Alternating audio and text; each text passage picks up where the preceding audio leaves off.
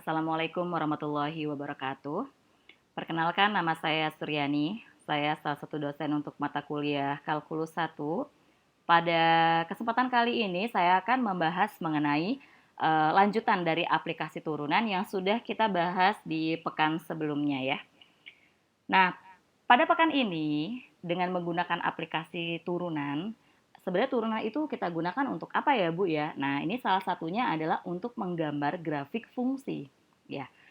Jadi step-stepnya atau langkah-langkahnya, yang pertama kalian cari dulu nih titik potong dengan sumbu X dan sumbu Y. Kalau kalian ingin mencari titik potong dengan sumbu X, artinya nanti kita jadikan persamaan tersebut Y sama dengan 0. Tapi apabila kalian ingin mencari titik potong dengan sumbu Y, maka kalian harus menjadikan persamaan itu X-nya sama dengan 0. Kemudian yang kedua, tentukan asimtot fungsi ya ini. Ya, jadi kita punya 3 asimtot, asimtot mendatar, asimtot tegak, kemudian asimtot miring. Nah, itu kita tentukan asimtotnya jika fungsi tersebut punya asimtot. Tapi kalau seandainya dia nggak punya asimtot, Bu, ya kita nggak usah tentukan asimtotnya berapa, ya. Kemudian kita tentukan titik stasioner dan jenisnya. Nah, nanti di belakang lebih lengkapnya. Selang kemonotonan, kecekungan, ya. Oh, udah itu aja ya. Nah, ini tadi yang sudah saya jelaskan untuk titik potong sumbu X dan sumbu Y. Kalau sumbu X, fx sama dengan 0. Kalau sumbu Y, X-nya yang sama dengan 0 gitu ya. Kemudian untuk asimtot tadi juga sudah saya jelaskan kita punya asimtot tegak. Asimtot tegak itu ada jika fungsi yang kita kerjakan itu adalah fungsi pecahan. Nah, maka dia akan mempunyai asimtot tegak ini ya, bukan mendatar. Ya, jadi asimtot tegak. Nah, asimtot tegak itu kita peroleh ya dengan cara penyebutnya itu kita sama dengan kan 0. Makanya tadi fungsi itu akan punya asimtot tegak kalau penyebutnya sama dengan 0. Ya, kalau dia pecahan dan penyebutnya sama dengan 0. Nah, karena ini adalah fungsi dalam variabel X, maka nanti kita akan punya persamaan X sama dengan. Nah, X sama dengan itu adalah asimtot tegaknya ya. Ini tegak ya, bukan mendatar. Kemudian asimtot mendatar. Nah, asimtot mendatar itu dia akan punya kalau dia limit X mendekati tahingganya itu ada. Ya, kalau misalkan dia ada, berarti dia akan punya asimtot tegak. Asimtot mendatar. Ini kebalik saya ya. Ini harusnya yang tegaknya, yang ini harusnya yang mendatarnya. Ya, jadi nanti bentuknya itu Y sama dengan. Kalau asimtot miring, ya, dia juga bentuknya adalah pecahan, di mana tapi tidak semua bentuk fungsi pecahan dia punya asimtot miring. Ya, dia akan punya asimtot miring kalau pangkat tertinggi pembilangnya lebih besar daripada penyebutnya. Misalkan yang pembilang pangkatnya 5, yang penyebut pangkatnya 3. Nah, dia punya asimtot miring. Tapi kalau pembilangnya pangkatnya 2, yang penyebutnya pangkatnya 3, berarti dia tidak mempunyai asimtot miring. Walaupun bentuknya fungsi pecahan, begitu ya. Nah, ini adalah contoh asimtot miringnya. Karena ini pangkat atas lebih besar daripada yang pangkat bawah, maka kalian harus membaginya dengan menggunakan, ini bebas sih cara baginya, misalkan dengan menggunakan apa, pembagian biasa gitu ya. Pembagian biasa itu yang seperti ini maksud saya. Jadi 2x kuadrat min 3x plus 5 kalian bagi dengan x plus 2. Nah, seperti itu. 2x kuadrat dibagi x itu adalah 2x. Kemudian kita kalikan 2x kuadrat min 4x ya. Kita kurangin. Yang ini 0 berarti yang ini sisa x ya.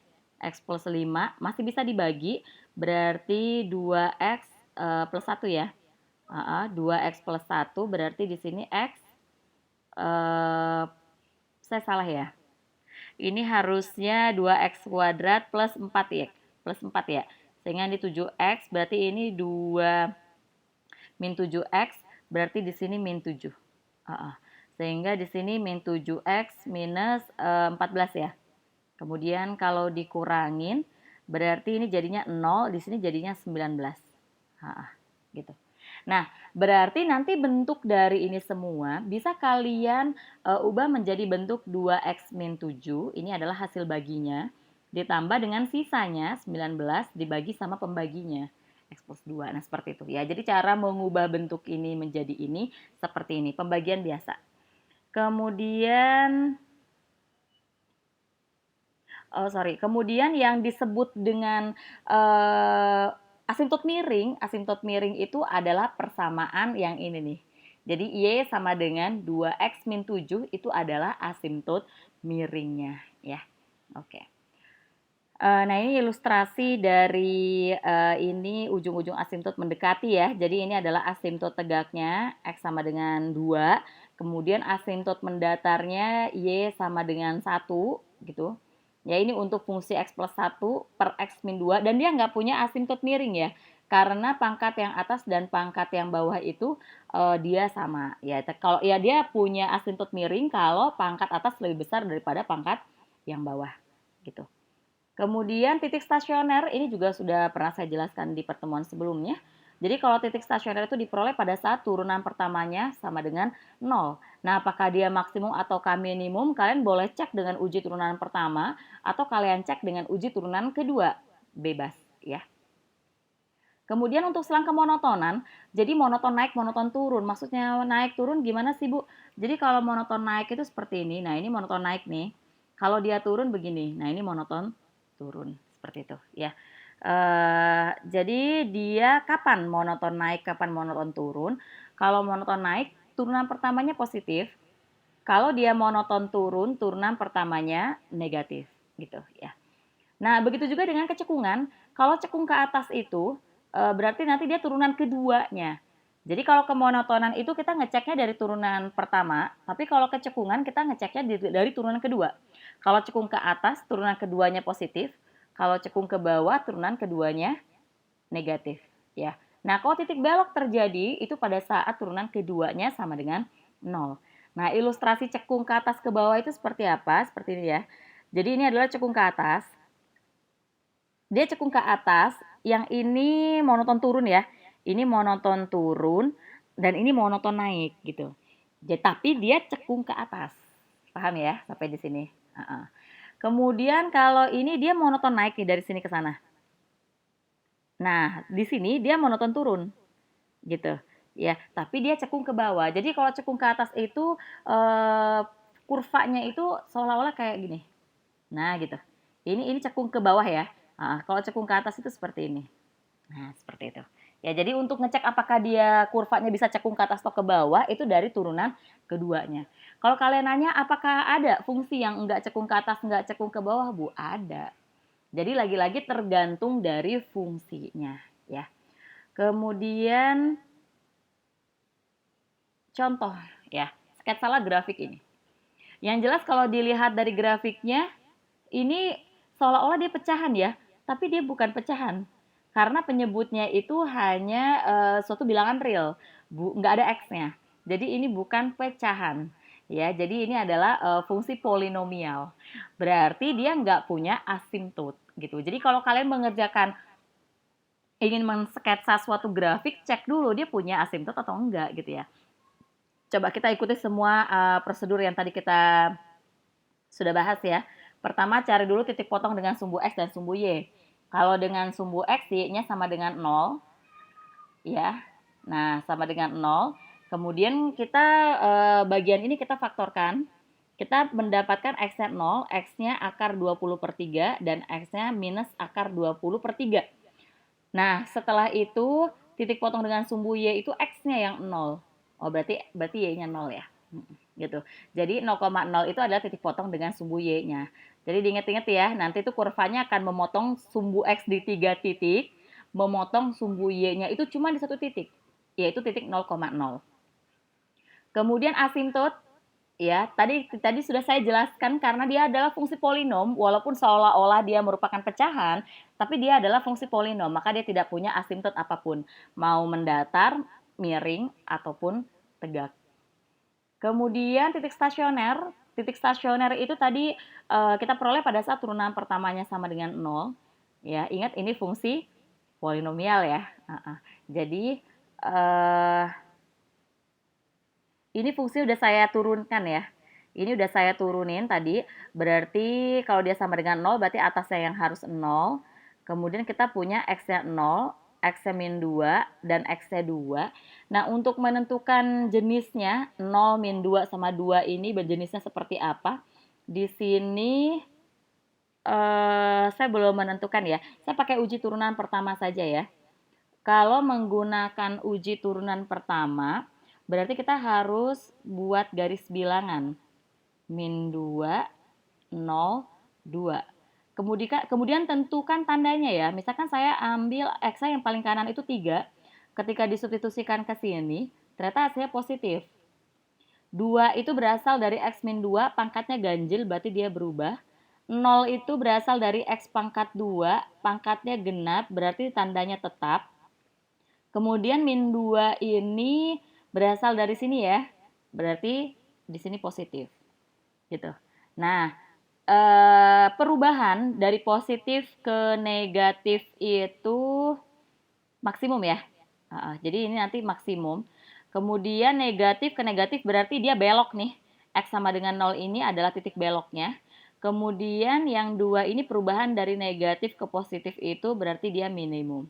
Jadi diingat-ingat ya, nanti dia akan maksimum ketika X sama dengan min 2, akan minimum ketika X sama dengan 2. Seperti itu. Kemudian kita cek ke cekungannya, kemonotonannya. Kemonotonan itu berarti kita cek turunan pertama ya. Nah, ini turunan pertamanya seperti ini. Jadi sebenarnya tadi yang si kemonotonan itu satu paket dengan yang titik stasioner dan jenisnya. Jadi ketika kita cek selang kemonotonan, kalian juga menggunakan garis bilangan ya. Itu udah paling mudah. Min 2, 0, 2. Ini tadi positif, negatif, negatif, positif gitu ya. Kalau turunan pertamanya positif, dia naik. Jadi dari minus tak hingga sampai min 2 dia naik. Kalau kalau min 2 sampai 0 negatif, berarti dia turun. Kemudian di 0 sampai 2 itu juga dia negatif, berarti dia tetap turun. Dan 2 ke tak hingga, itu dia naik lagi. Nah itu, untuk menentukan selang kemonotonannya. Ya, jadi kira-kira nanti kurvanya tuh seperti ini. Gitu. Nah, seperti itu kira-kira ya. Kemudian selanjutnya kecekungan. Kecekungan itu berarti kita cek turunan kedua ya. Jadi saya cari dulu turunan keduanya. Kemudian saya faktorkan. Ternyata X-nya itu nanti kita ada 0, min akar 2 sama akar 2. Ya. Nah, semua hal-hal yang tadi sudah kita kerjakan, ya grafiknya itu seperti ini. Ingat tadi titik potongnya ada 3 ya, 0, akar 20/3 kalau nggak salah tadi ya. Akar 20/3 itu di sini. Ini minusnya, yang ini yang plusnya gitu. Kemudian tadi tuh kurva kita gimana ya? Kita punya min 2, 0, 2 gitu ya. Kemudian dia plus, min, min, plus. Ini naik, turun, turun, kemudian dia naik gitu ya. Dia naik gini. Nah benar ya, kalau min 2 dari kiri itu dia naik, min 2 sampai 2 dia turun, tapi ketika 0 dia belok ya. Nah, dia belok, kemudian dari 2 ke kanan dia naik. Nah, naik turunnya kurva itu dilihat juga kecekungannya. Makanya tadi ketika akar 2 ya, min akar 2. Min akar 2 sebelah kirinya dia cekungnya ke bawah begini. Tapi dari min akar 2 ke 0 dia cekungnya ke atas. Makanya begini kurvanya. Tapi dari 0 ke akar 2 dia cekungnya ke bawah. Nah dari akar 2 ke sana dia cekungnya ke atas. Gitu.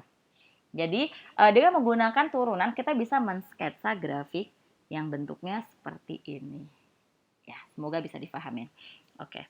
Kemudian selanjutnya bagaimana cara menyelesaikan limit fungsi dengan menggunakan L'Hopital? Ya.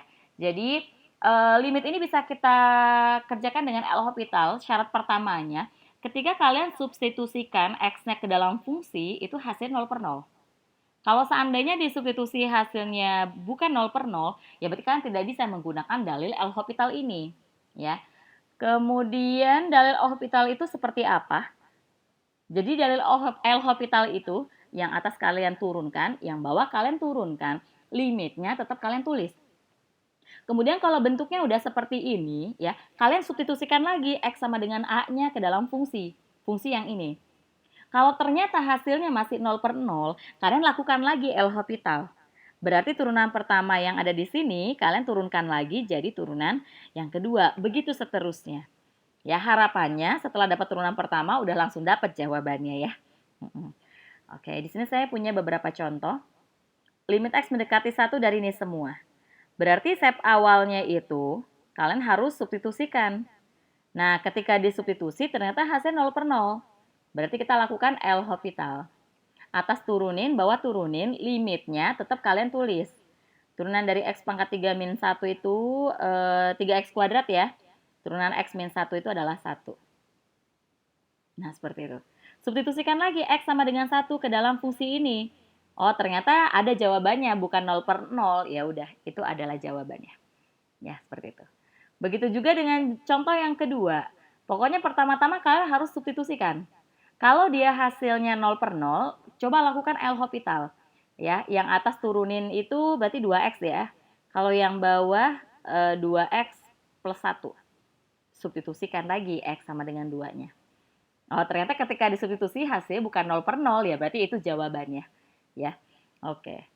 Kemudian selanjutnya, ini juga saya masih punya contoh soalnya. Ketika dilakukan substitusi, ternyata hasil 0 per 0, kemudian saya lakukan L'Hopital. Turunan dari yang atas itu adalah min 2X. Nah, yang bawah ini bentuk akar ya, berarti nanti kalian menggunakan aturan rantai.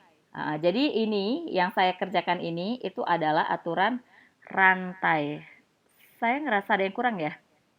Min 2X, min 2X turunan yang atasnya. Kemudian turunan 3, 0, min setengah, pangkat min setengah, ya ini kurang ya. Ini harusnya ada lagi turunan di dalam kurungnya. Dikali sama 2X gitu. Berarti ini benar ya. 4X per 2X gitu. Ya. Jadi sama dengan harus ada per 2X-nya. Berarti ini semua harus ada per 2 kali 2. Harus ada 4-nya ya.